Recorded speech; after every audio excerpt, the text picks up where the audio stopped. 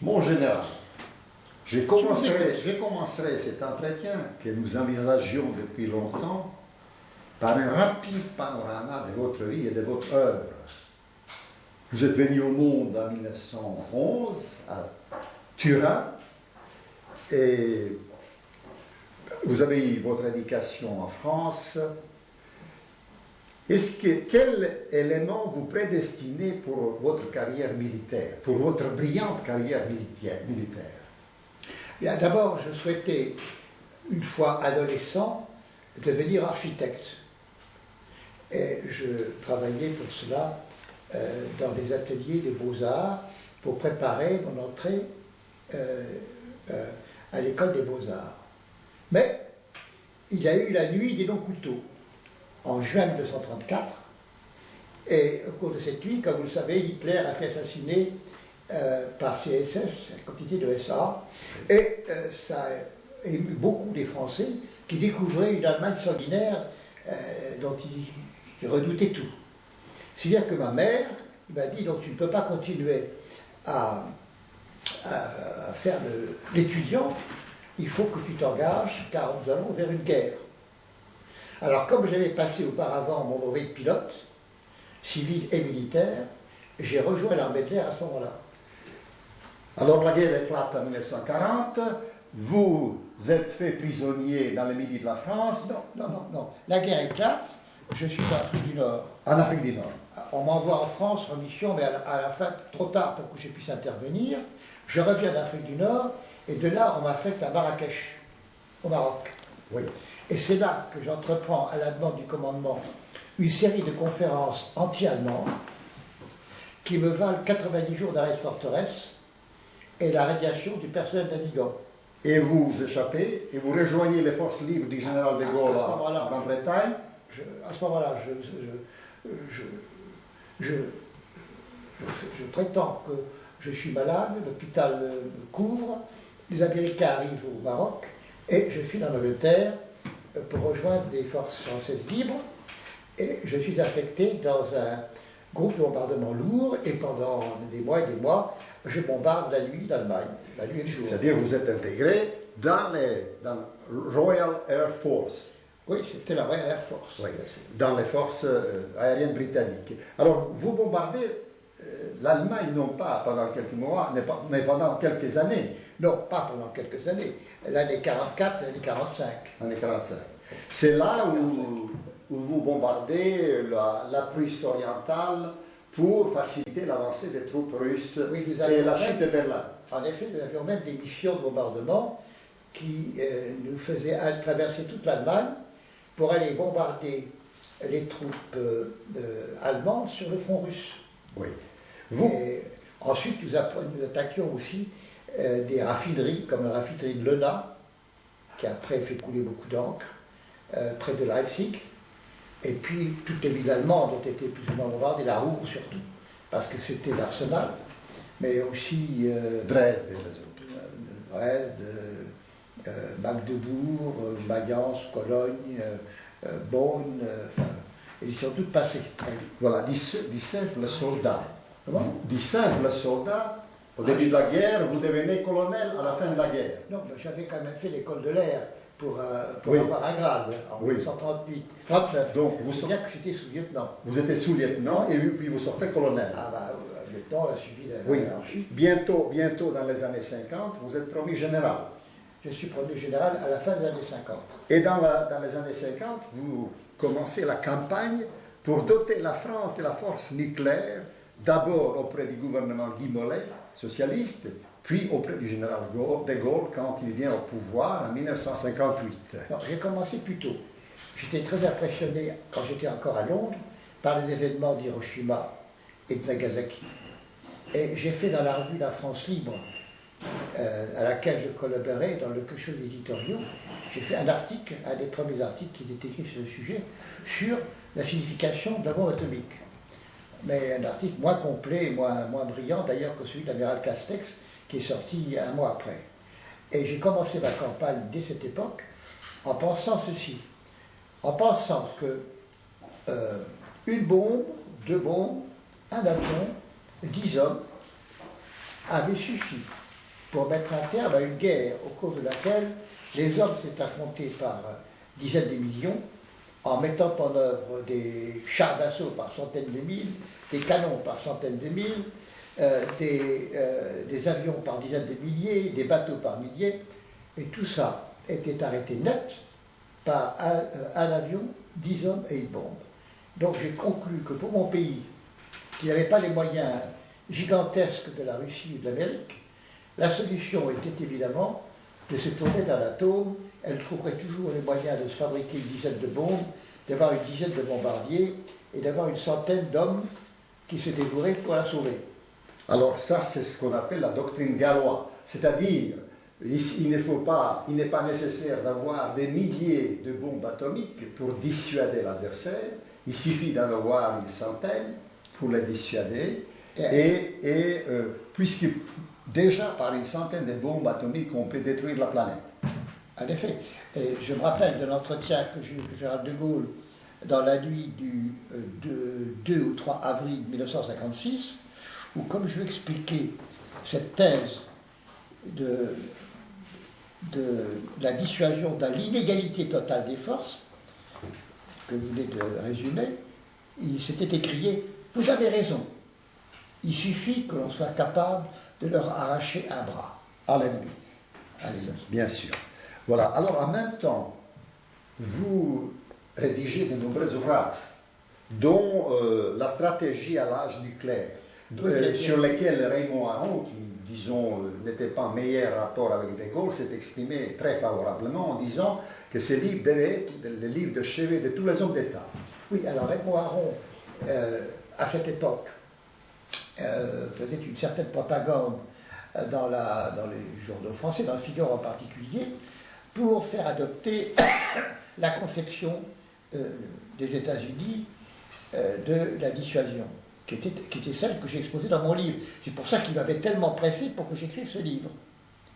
Mais quand il y a eu, en 1960, l'avènement des Kennedy au pouvoir, et surtout, quand, à cause des sous-marins nucléaires qui venaient de naître, l'Amérique s'est trouvée vulnérable, à ce moment-là, la stratégie américaine a changé, et au lieu de défendre l'Europe d'une manière inconditionnelle, ils ont estimé qu'ils la défendraient nucléairement, peut-être, mais ce n'était pas certain. Et Raymond Aron a tourné kazakh, c'est-à-dire qu'il a défendu la nouvelle thèse américaine, alors que moi je restais fidèle à l'ancienne, bien sûr. Le résultat, c'est que nous avons divergé. Et j'ai appris, en 1963, de la bouche du colonel Kittner, que j'avais connu à l'OTAN, j'ai appris que Raymond Aron recevait de la CIA ses subsides mensuels. Qui aurait dû un tel personnage? Alors, j'ai compris pourquoi il avait fait cette volte-face. Oui. Alors, toujours est-il que le général de Gaulle, grâce à l'armement nucléaire que la France a eu, grâce à vous... grâce à moi, mais enfin, j'ai fait ce que j'ai fait. Oui, il a pu faire sortir la France de l'OTAN en 1966. En 1966, la France sortit de l'OTAN, car le général de Gaulle avait attendu que la première escadrille de Mirage 4 soit complète, elle était complète dans les années 66, pour sortir la France de l'OTAN, la France, c'est-à-dire à ce moment-là, sa propre sécurité par ses propres moyens. Tout à fait. Alors nous arrivons en 1989, lorsque s'est produit la chute du mur de Berlin, événement immense, dont les conséquences immédiates seront la réunification de l'Allemagne, la dissolution du pacte de Varsovie, la désintégration de l'Union soviétique, la guerre de Golfe, la destruction de la Yougoslavie, le tout en l'espace de 3 ans. En ce moment, vous êtes au seuil de votre 81e année. Et alors que nombre de vos contemporains ne sont plus de ce monde, ou passent leur vie paisible de retraités, vous vous engagez les plus formidables des combats. Vous désapprouvez ou vous redoutez la rapide réunification allemande, vous voyez avec inquiétude l'écroulement de l'Union soviétique, vous condamnez la guerre américano-européenne contre l'Irak, puis la destruction de la Yougoslavie par l'Allemagne, vos craintes s'étant révélées tout à fait justifiées. Bien, je vais vous dire qu'en 1977, 78, 79, je me rendais régulièrement chez Franz Josef Strauss en Allemagne, car je le connaissais. On disait de lui qu'il était le plus gaulliste des Allemands. Et il faisait tous les ans un petit séminaire pour discuter des affaires du monde. Il y avait là un Britannique qui s'appelait Brian Crozier, il y avait un Espagnol qui s'appelait Sanchez Beya, il y avait un représentant du Vatican et un représentant de l'Opus Dei, et puis moi. Et au cours d'une de ces réunions, je crois en 77, 78, à cette époque déjà, Strauss avait expliqué qu'à son avis, la Yougoslavie n'était pas viable. C'est-à-dire que 3 ans avant la mort de Tito, dans l'esprit de bien des Allemands, eh bien, il fallait préparer la succession. Et tout naturellement, envisager la dislocation de la Yougoslavie qui concrétisait la défaite de l'Allemagne en 1918 et en 1945, puisque les Serbes avaient lutté à nos côtés contre l'Allemagne. Alors il fallait effacer ce reliquat du traité de Versailles, que les Allemands détestent naturellement, et puis punir les Serbes d'avoir eu l'audace à 2 reprises de leur avoir s'être combattu contre eux, et pratiquement de leur avoir fait perdre peut-être la Deuxième Guerre mondiale, en particulier en prélevant des divisions importantes qui étaient nécessaires pour Stalingrad, et qui étaient immobilisées engagées dans les Balkans. Dans les Balkans. Donc, j'étais donc prévenu. Mais je l'étais aussi un peu parce qu'en 1942-43, quand j'allais à Londres discuter en permission, je rencontrais des officiers de la Royal Air Force qui faisaient des missions de ravitaillement des maquis serbes et qui me disaient le courage, la vaillance de ces peuples qui les étonnaient beaucoup. Oui. Il y a même dans la revue de la France Libre, dont je parlais tout à l'heure et à laquelle j'ai plus tard collaboré, il y avait des articles à la gloire de la résistance serbe. Bon, si bien que, tout naturellement, quand il y a eu la fameuse nuit de décembre 1991, le 17 décembre, au lendemain du traité de signature du traité de Maastricht, oui, au cours de laquelle M. Genscher a imposé à ses partenaires européens de reconnaître l'indépendance de la Slovénie et de la Croatie, en prévenant, en allant plus vite que la Constitution de 1974 yougoslave, qui prévoyait qu'une république pouvait faire sécession, à condition que cette sécession fût précédée d'un référendum général. Alors il fallait éviter cela pour disloquer le pays. C'est ce qui s'est passé. Donc le droit a été violé, le droit a été bafoué, et en plus, je ne pouvais pas admettre qu'on s'attaque à ce pays qui était le symbole de la résistance à l'Allemagne, d'ailleurs pour moi, et qui jouait un rôle important en ce qui concernait le verrouillage du sud de l'Europe face à la montée éventuelle des pays africains, des pays d'islam vers le centre de l'Europe. Or, les Allemands n'en ont pas pris, pas tenu compte, car l'objectif était chez eux d'effacer le traité de Versailles. Alors, par conséquent, tout naturellement, j'ai pris cause et effet pour les Serbes, d'autant plus que j'ai découvert là une méthode de guerre nouvelle, qui est la suivante. Quand on veut s'en prendre à un pays, comme c'était le cas de la Serbie, on a plusieurs étapes. La première étape, c'est de dénigrement, une campagne de désinformation pour noircir l'adversaire de manière à pouvoir ensuite le châtier. Deuxième étape, on lui impose un blocus économique de manière à affamer la population, à affaiblir sa résistance, à la monter contre le pouvoir qui n'arrive pas à la nourrir, à la plonger dans la misère. Troisième étape, on la bombarde, de manière à ce qu'elle ne puisse pas récupérer elle-même en détruisant son appareil industriel. Quatrième étape, on l'occupe physiquement. Et cinquième étape, on l'achète à coups de dollars et à coups de promesses. Les malheureux qui n'ayant pas mangé, n'ayant pas de quoi vivre, sont obligés d'accepter la loi du plus fort. Ce système a été découvert à l'occasion de l'affaire de Yougoslavie et il a été systématiquement appliqué ailleurs plus tard. Voilà. on peut dire que le monde occidental a basculé dans le mal sur le cas de Serbie, sur le cas de la Yougoslavie. D'une part, voilà. Alors, c'est, en ce qui concerne, on revient un moment, on revient un moment à l'Allemagne. Donc, comment se fait-il que la France a capitulé si vite devant l'Allemagne? Vous avez écrit dans le Figaro, à l'époque, en 1992, un célèbre article, l'abdication de la France. Et c'est sur cet article que nous nous sommes rencontrés.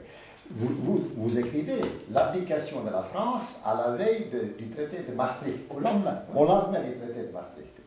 Et vous dénoncez l'abandon par la France des Serbes, l'abandon des Serbes par la France à leur sort, alors que les Serbes étaient des alliés de deux guerres mondiales, que la tradition, la grande amitié entre les Serbes et les Français était 2 fois séculaire, qu'il n'y avait jamais de guerre entre la France et la Serbie.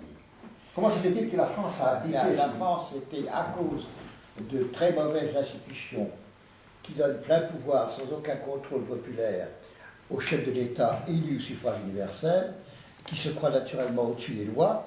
La France avait à cette époque un chef d'État qui était malade, pas très intelligent à mon avis. Monsieur Mitterrand. Et qui était relativement faible.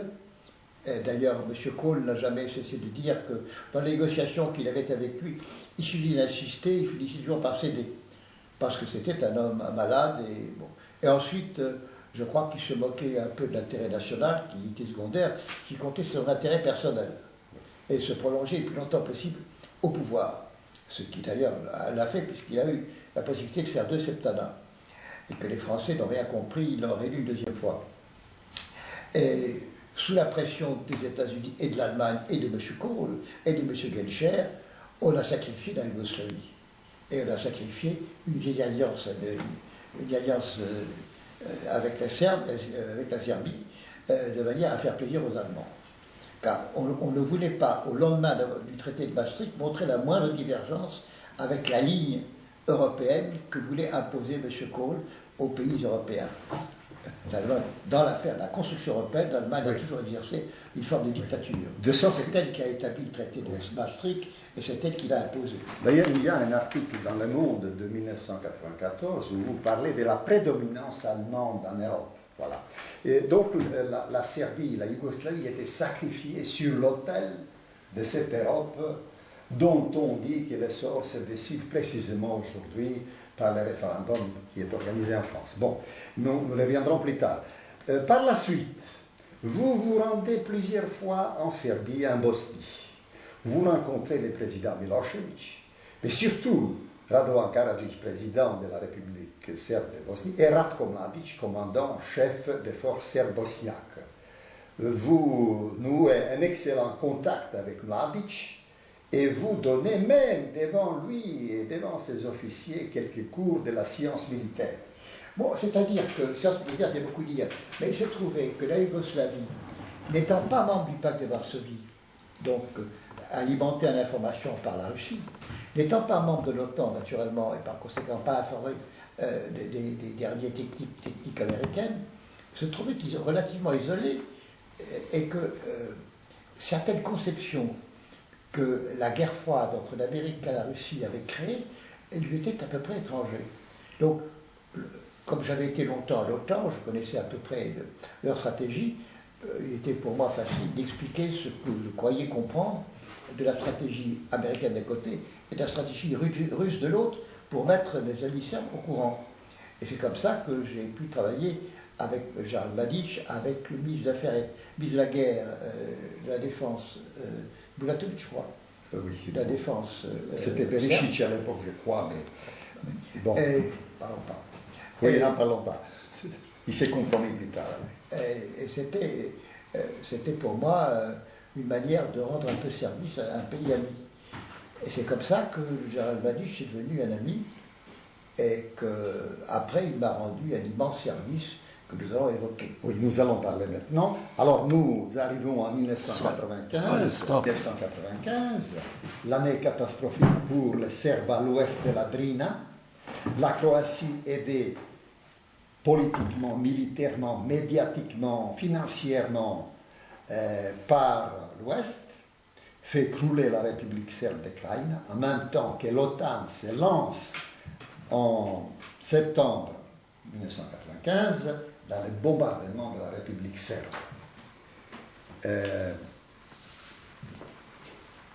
Lors de cette opération, ou de ces opérations, un mirage est abattu au-dessus de Pale, capitale militaire de Serbie-Bosnie.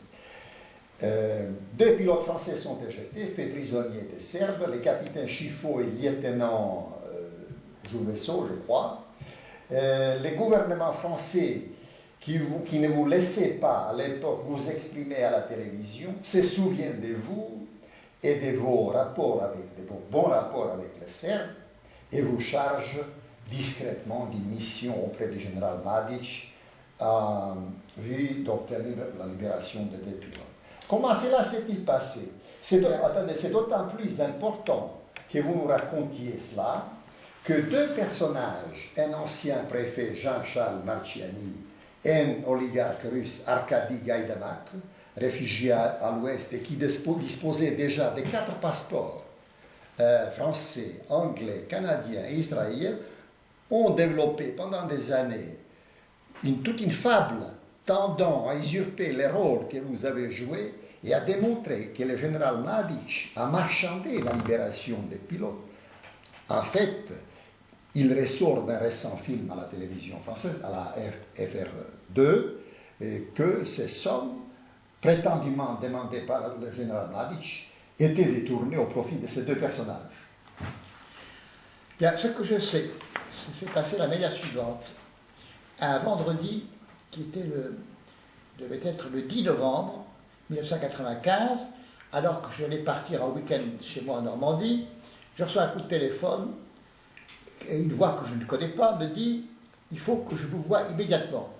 Je dis « Monsieur, je ne peux pas, je pars. C'est une affaire d'État, il faut que je vous voie ». Bien, je remets donc mon départ et j'attends ce monsieur qui vient chez moi, ici. Je fais entrer au salon, vous étiez tout à l'heure, et il me dit ceci. Vous savez que vos deux camarades sont entre les mains comme otages des Serbes. Nous ne savons pas s'ils sont vivants ou morts. Nous avons une peur extrême, c'est que s'ils sont vivants, ce soit les Américains qui arrivent à les sortir de là, ce qui serait une humiliation terrible pour nous. Nous savons que vous connaissez le général Mladic. Pouvez-vous intervenir auprès de lui? Je lui dis, mais comment savez-vous que je connais le général Mladic? Il me répond, nous avons nos renseignements. Alors je dis, écoutez, monsieur, c'est le mois de novembre, je suis cardiaque, le général Mladic est dans la montagne, je ne vais certainement pas courir la montagne en hiver dans l'état physique où je suis à mon âge. Mais c'est une affaire nationale, une affaire d'État. Vous devez défendre vos petits camarades, c'est l'armée de l'air qui est en jeu. Bref, il insiste tellement que finalement je cède. Je téléphone à un ami commun, Alexandre Radovic, qui parle en français comme vous et moi, et qui parle serbo-croate, en disant « Voulez-vous m'accompagner pour me traduire ?» D'accord. Rendez-vous est pris. Nous nous rendons donc le mercredi suivant à Belgrade, où nous rencontrons d'abord le président Tchotchich, lequel me dit de rien connaître de cette affaire, mais toujours un homme merveilleusement dévoué, que j'admire profondément, s'interpose pour qu'on nous aide tous les deux dans notre voyage. Et finalement, on nous donne une voiture de police pour précéder la nôtre, et nous partons sur Paris, voir Karadzic. La route était très longue parce qu'il y avait eu des bombardements, les ponts étaient détruits, et il faisait l'obscurité, et des éboulements aussi. Bref, nous avons mis 5 ou 6 heures de route, et nous sommes arrivés vers 10 heures du soir à Paris, où M. Karadzic nous a reçus. Je l'ai interrogé aussitôt, et il m'a dit « Je ne suis pas au courant. Ce que je sais, je crois savoir, c'est qu'ils ont été probablement enlevés par des paysans furieux d'avoir eu leur village bombardé par eux, et qui sont entre leurs mains. Ils les ont même enlevés peut-être à nos propres gardes. » On dit, je connais vos soldats serbes, ils ne sont pas laissés faire comme ça, il y a dû y avoir des coups de feu. Et ben, je ne suis pas au courant vraiment, mais à ma connaissance, il n'y a pas eu de coup de feu, et il n'y a pas eu de drame. La solution, c'est que vous voyez Mladic. Alors, vous allez donc le voir demain matin.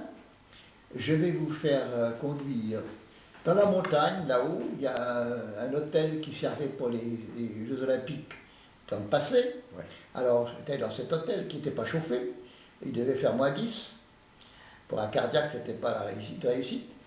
Et je me suis couché vers 1h du matin. À 7h du matin, le téléphone sonne. On m'a dit, je suis prêt à vous recevoir. Avec Karadzic, avec Radovic. Nous partons tous les deux en voiture, dans la montagne, il y a du verglas, il fait froid, enfin, bref, c'était pas commode. Et nous arrivons dans une maison dans la campagne où je me trouve devant le général Mladic, accompagné d'une demi-douzaine de ses subordonnés, colonels ou commandants. Et là, il me fait le procès de la France, en me disant que la France était conduite d'une manière inattendue vis-à-vis des Serbes et qui étaient profondément touchés, humiliés, vexés, etc. Puis ça commence mal. Et puis il me dit, je sais pourquoi vous êtes venu, mais avant de vous en parler, je vais vous montrer mon village, que le général Janvier a fait bombarder parce que c'est mon village natal. C'est le village de Kalinovic, je crois. Et nous sommes allés dans ce village, effectivement, en ruine, il y a eu 80 morts, il y a les arbres brûlés, les maisons brûlées, enfin la dévastation. Alors j'étais évidemment très, très abattu. Nous repartons dans un autre refuge, et là, Mladic renvoie tout le monde, sauf Radovic et un autre interprète, et me dit maintenant, voilà, nous allons parler. Je dois vous dire que je hais cette guerre. Ma fille, elle est morte, elle n'a pas pu supporter, elle s'est suicidée. Elle n'a pas pu supporter les calomnies que l'on répandait sur mon compte. Mais je dois la faire parce qu'on attaque mon peuple, parce qu'on peut le chasser des terres qu'il occupe, pour les donner à un peuple rival ou à un peuple qui n'a jamais été un État et que l'on veut constituer un État. Et c'est mon devoir de le faire. Et c'est pour ça que je fais cette guerre, que, croyez-moi, que je hais. Mais il faut que je la fasse. Alors je me dis, mais ceci étant, moi je viens vous voir pour mes 2 hommes. Il me dit, j'ai cessé les recherches le jour où Janvier a détruit mon village. Alors, je dis, en général, que faut-il que je fasse, ou que faut-il que fasse en français pour que vous repreniez vos recherches? Alors, il réfléchit un instant, et il me dit, c'est simple, il suffit qu'un de vos généraux, un gradé de l'armée française, vienne ici, je lui présenterai mes troupes lui rendront les honneurs, et devant mes troupes, nous nous serrerons la main, et comme ça, nous aurons liquidé le triste contentieux franco-serbe. Je dis, c'est tout ce que vous demandez, c'est tout ce que je demande. Alors, à ce moment-là, j'ai la réflexe clé, et je dis, bien, mon général, vous n'allez pas faire venir un haut gradé de l'armée française pour lui présenter 2 cercueils. Non, me dit en souriant, enfin, Mladic, rassurez-vous, Pierre, ils sont vivants, bien vivants, et je sais où ils sont. Alors, dans ces conditions, je dis, mon général, ma mission est terminée, je rentre à Paris en rendre compte. Et là, généreusement, elle me dit, oui, mais vous avez souffert pour venir sur la route avec ces 5 heures ou 6 heures de route, dans des conditions difficiles. Je vous propose de rentrer avec mon hélicoptère.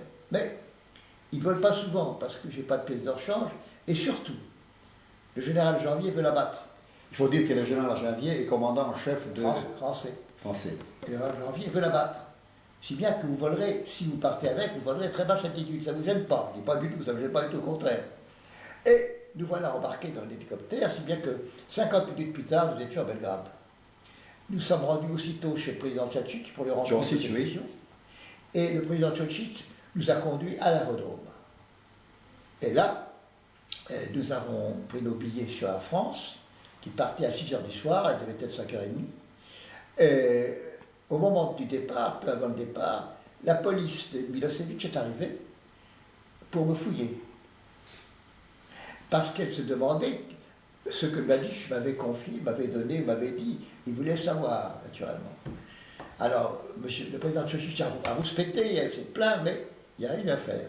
Ils ont photocopié mon carnet d'adresse, etc. Mais on a fait retarder le départ d'avion, et finalement, on m'a laissé tranquille.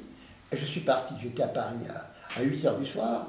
J'ai téléphoné à mon correspondant qui m'avait été prié d'aller là-bas, qui est arrivé aussitôt. Qui était nom des gouvernements. À le gouvernement de la DST. Et je lui dis, un, ils sont vivants, deux, voilà ce qu'il faut faire pour les libérer. Puis je préviens les familles.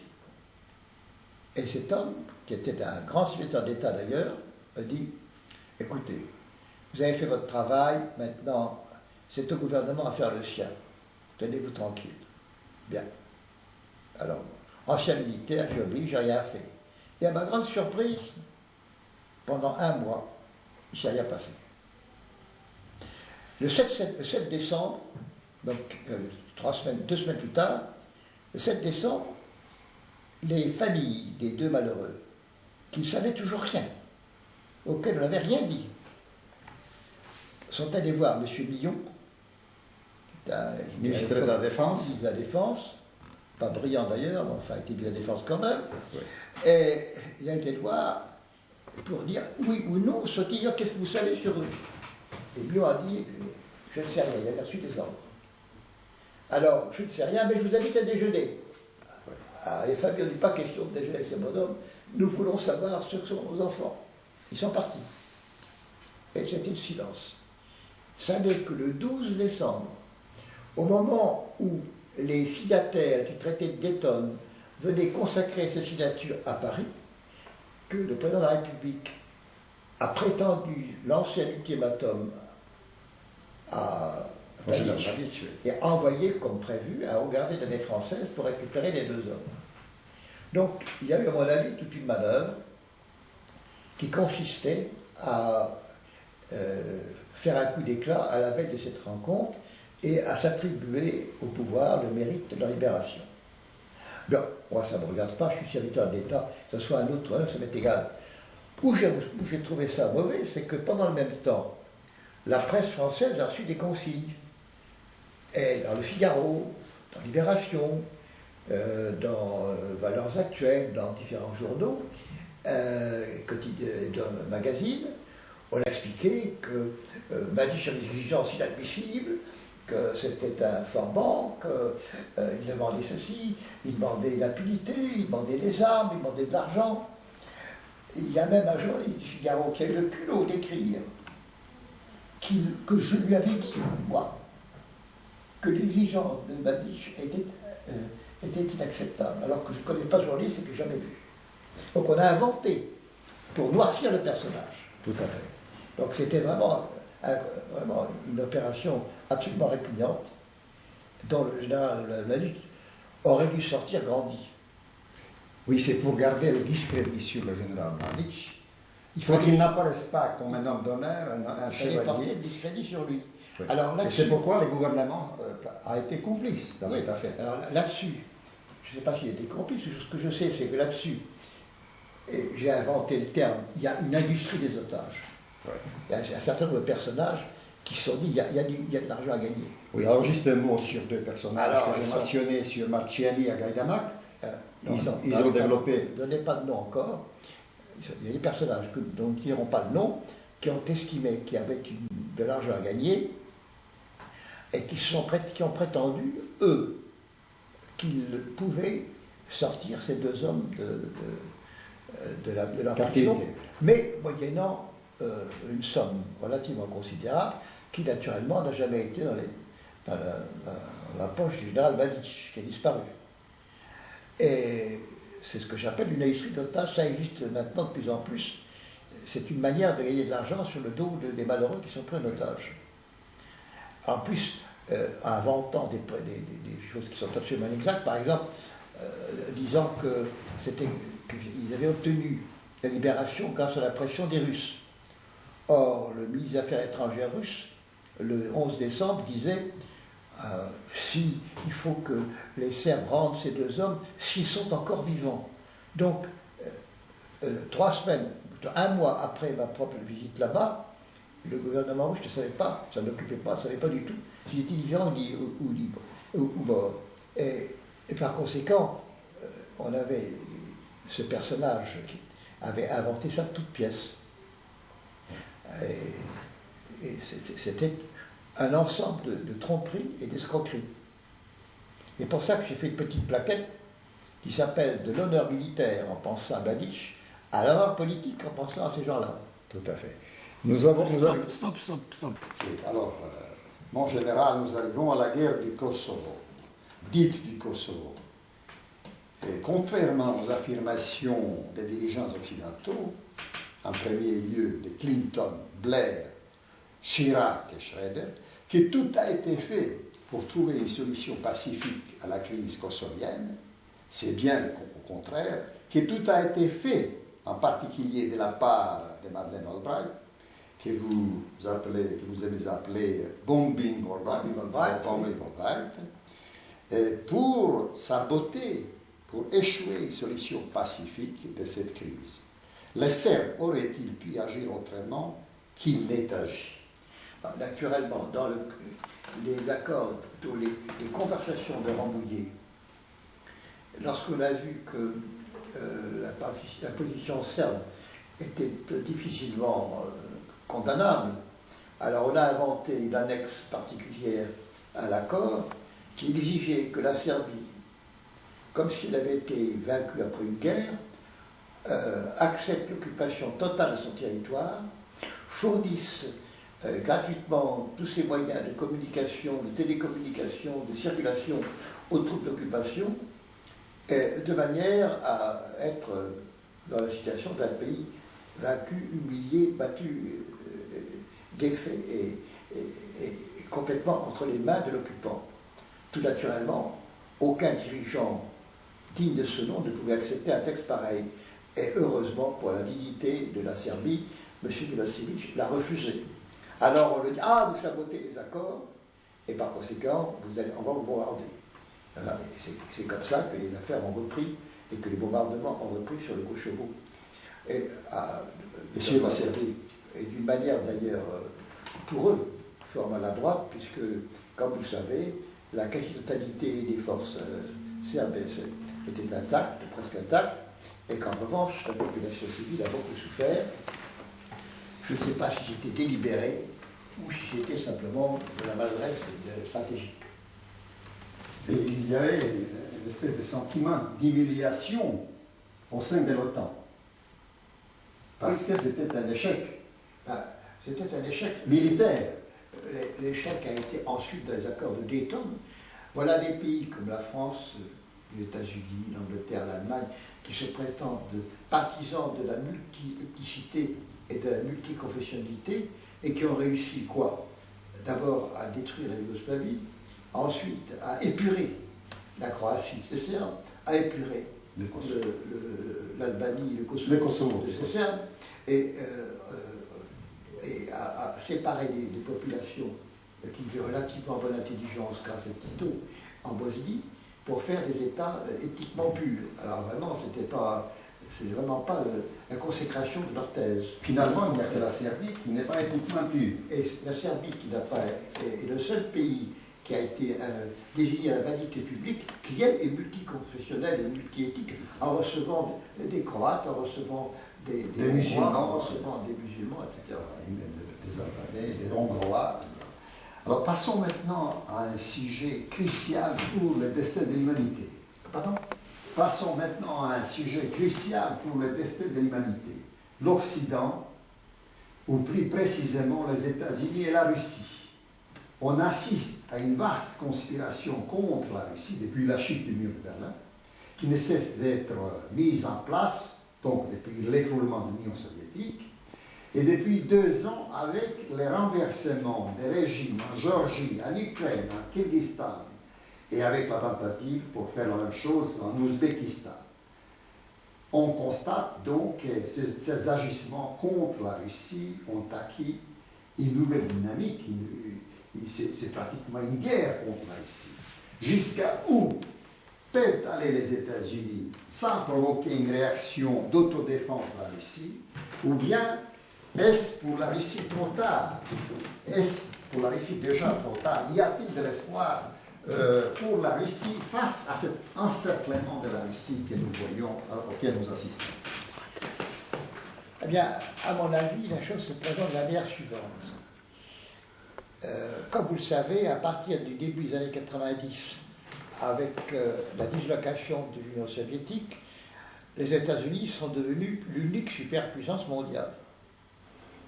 Et naturellement, c'est légitime de leur part, ils entendent le rester. À quel prix? À tout prix. Et pour cela, divers procédés, là c'était des efforts internes considérables dans le domaine scientifique, politique, économique, militaire, mais aussi en contrôlant, d'abord en s'approvisionnant en énergie fossile, en abondance, pour son propre développement, et ensuite en essayant d'empêcher que cette énergie fossile aille vers les pays rivaux du lendemain, c'est-à-dire essentiellement la Russie, la Chine et l'Inde. Alors, cette idée a amené au pouvoir aux États-Unis un gouvernement pétrolier des années 90-91 et a décidé la première guerre du Golfe.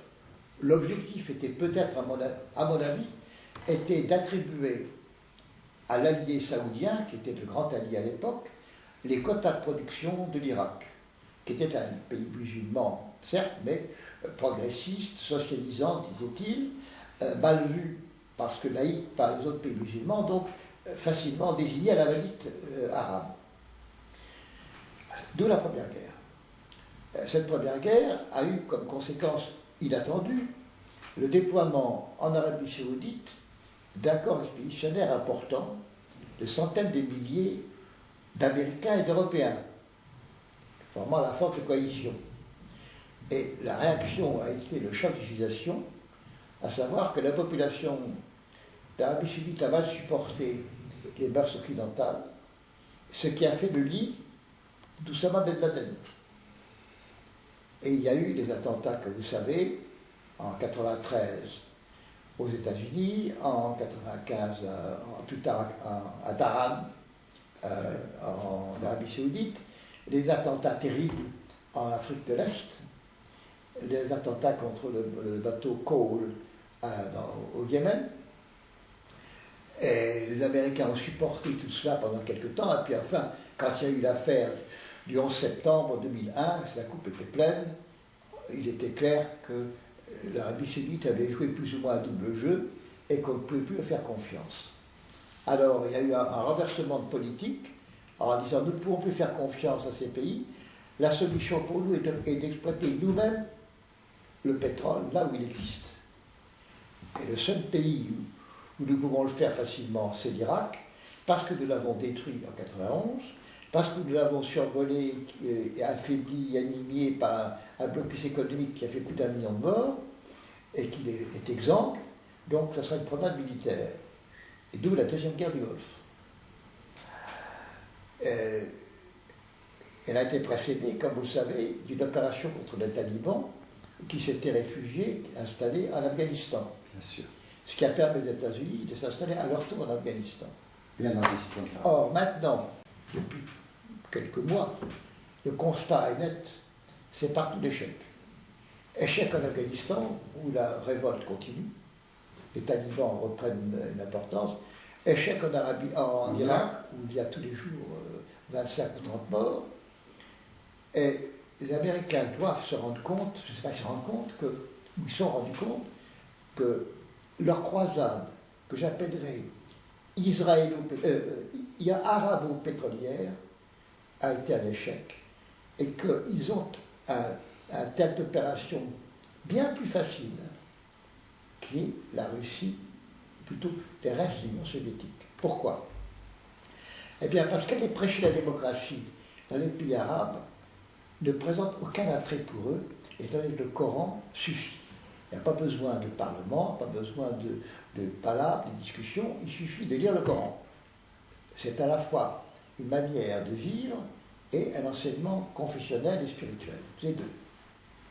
Mais en Russie, le communisme étant passé par là, le pays a été déchristianisé et la population n'a pas le choix, n'a d'autre choix que ou bien l'autocratie ou bien la démocratie.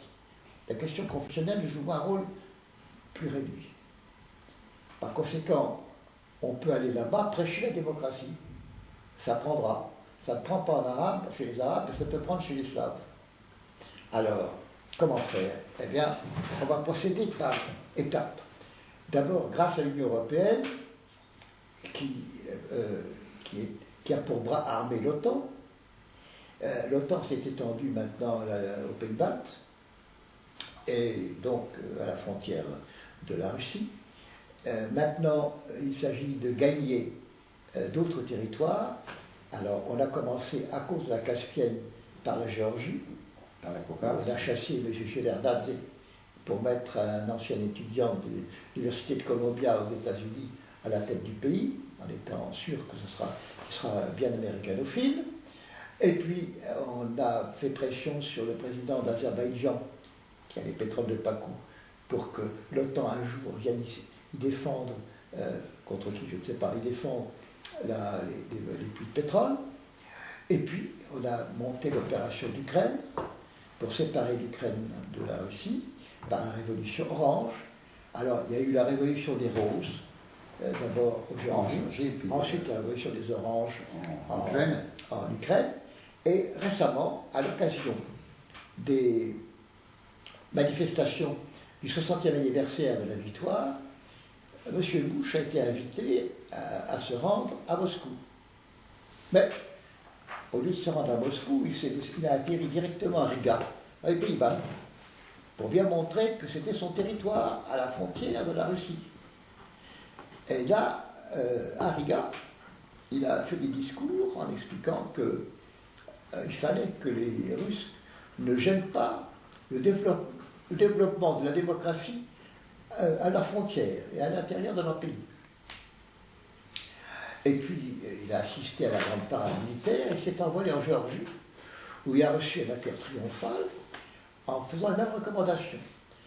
Auparavant, Mme Rice, qui dirige la diplomatie américaine, elle s'était rendue à Vilnius, en Lettonie, et elle avait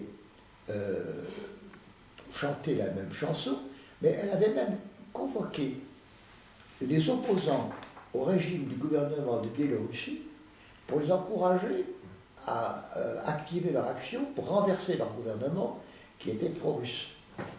Ainsi, la grande idée consisterait à créer de la mer Baltique à la mer Noire une zone tampon qui isolerait la Russie de l'Europe riche et qui comporterait dans l'ordre des Pays-Bas la Biélorussie, la Pologne, l'Ukraine, la Moldavie, la Géorgie, l'Azerbaïdjan, et qui aboutirait sur la mer Noire, par l'Ukraine, si bien que la Baltique serait une mer américaine, otanesque, la mer Noire serait aussi une mer OTAN, et la Russie serait privée d'accès aux mers chaudes, et il ne resterait plus, comme dans le passé, que les mers glaciaires du Nord. Elle se retrouverait à l'époque avant Pierre le Grand. Voilà. Avant Pierre le Grand. Et alors, ce n'est pas tout.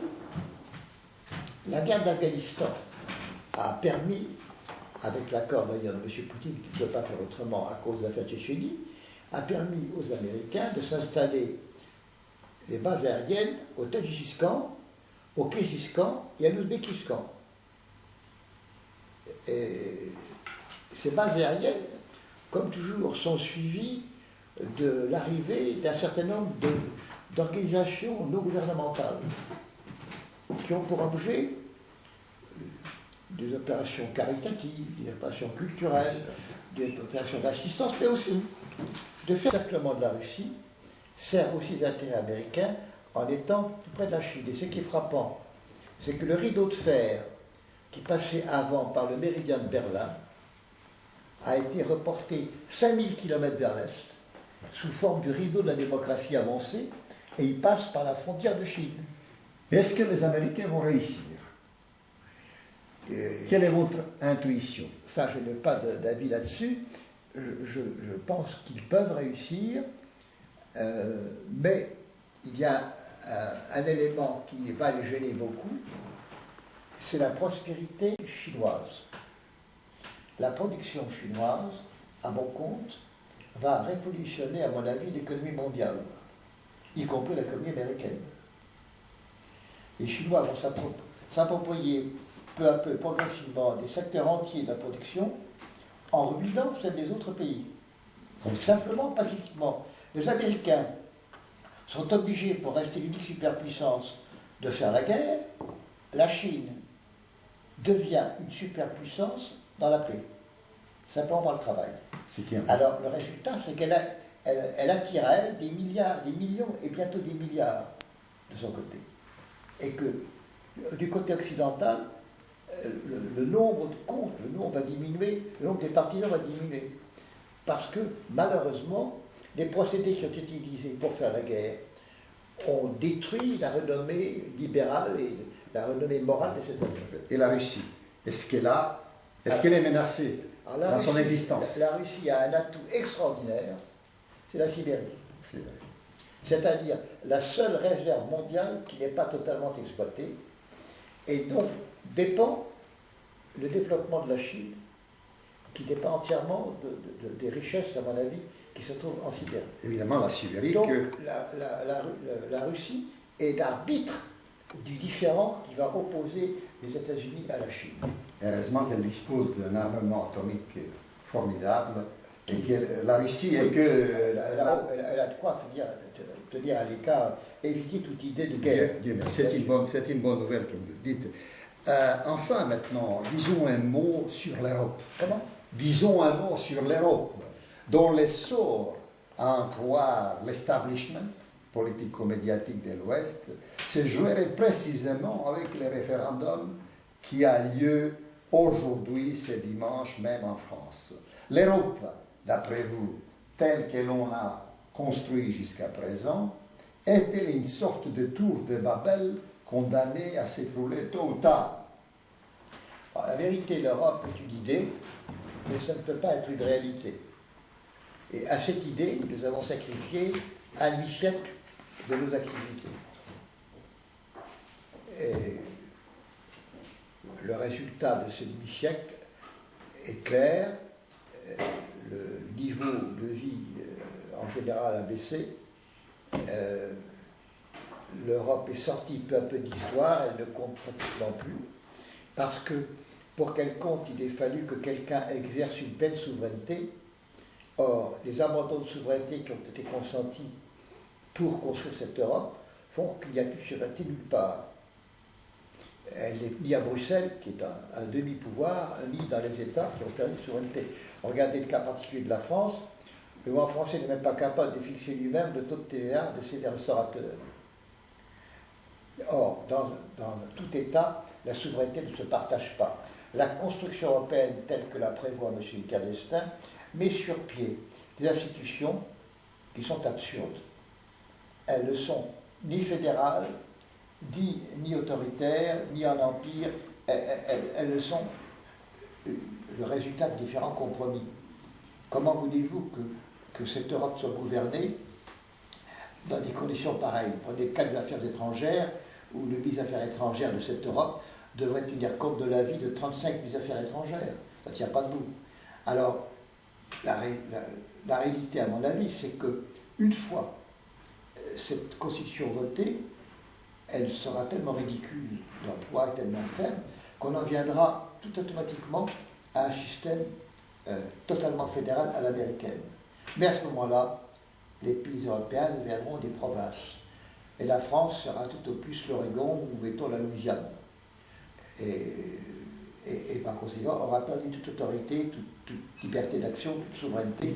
Elle dépendra d'un souverain qui est au-dessus d'elle, pouvoir supranational, et qui aura, s'il est autoritaire, ce sera un empire, s'il l'est moins, ce sera un gouvernement fédéral à laquelle la France apportera sa contribution, qui représentera 8 ou 10% de l'ensemble, c'est-à-dire peu de choses. Et l'abolition des nations, ce serait produit.